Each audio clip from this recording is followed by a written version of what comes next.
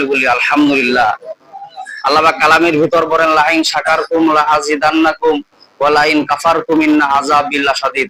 যে বান্দা আমার নিয়ামত পায়, নিয়ামতের শুকরিয়া আদায় করে, তার নিয়ামতকে আমি আল্লাহ পাক বাড়ায়া দেই বলি সুবহানাল্লাহ।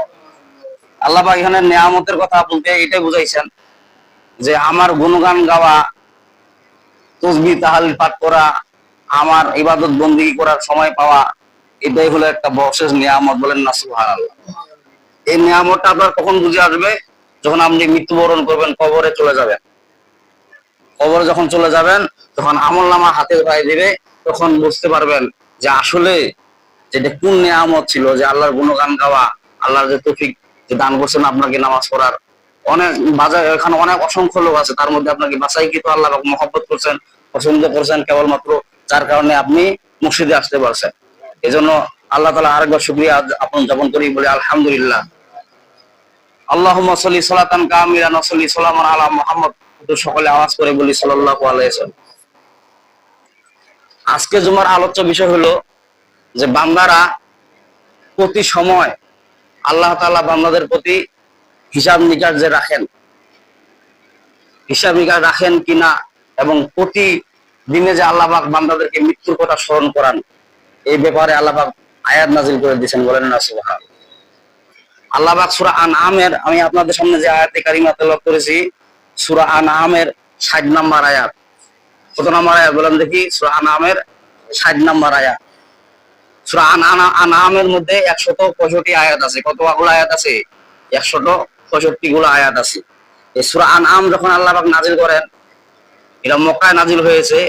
এই সূরা যখন নাজিল হয়, সূরা আনআম নাজিল হওয়ার পরে একসাথে অসংখ্য ফেরেশতা, একসাথে আল্লাহ পাক অসংখ্য ফেরেশতা নাজিল করে এই সূরা আনআম নাজিল করেছেন, বলেন না সুবহানাল্লাহ। সূরা আনআম, আনআম মানে গৃহীত পালিত পশু। আনআম শব্দ কি? বালহুম আদল আছে না, আনআমুলাইকা কালান আম, মানে ওরা কি চতুষ্পদ জানোয়ার। আনআম বলতে আল্লাহ পাক পশু প্রাণী এগুলাকে বুঝাইছেন। সূরা আনআম যে আল্লাহ পাক, এটা কোরআন শরীফের মধ্যে 6 নম্বর সূরা। কয় নম্বর সূরা? কথা বলে থাকেন, 6 নম্বর সূরা।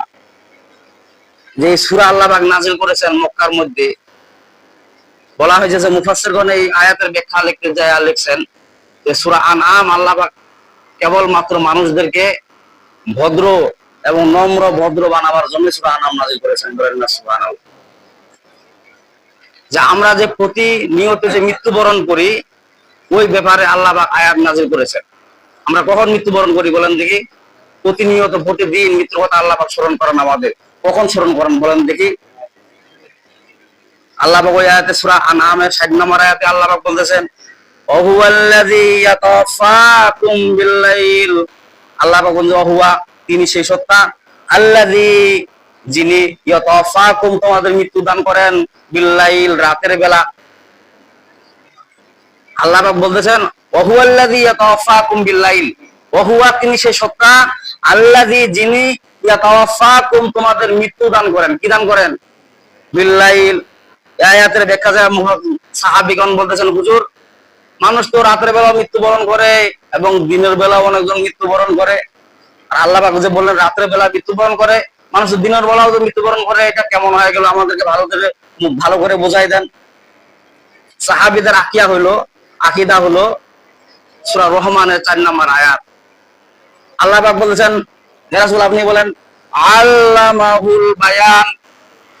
যখনই কোনো আয়াতের মধ্যে সংঘর্ষ হইতো, রাসূল সাল্লাল্লাহু আলাইহি ওয়াসাল্লাম তার সমাধান দিয়ে দিতেন। আল্লামাহুল বায়ান মানে কি? তিনি শিক্ষা দিয়েছেন মানুষদেরকে কথা বলার, বলেন না সুবহানাল্লাহ। আল্লাহ তাআলা শিক্ষা দিয়েছেন কাকে?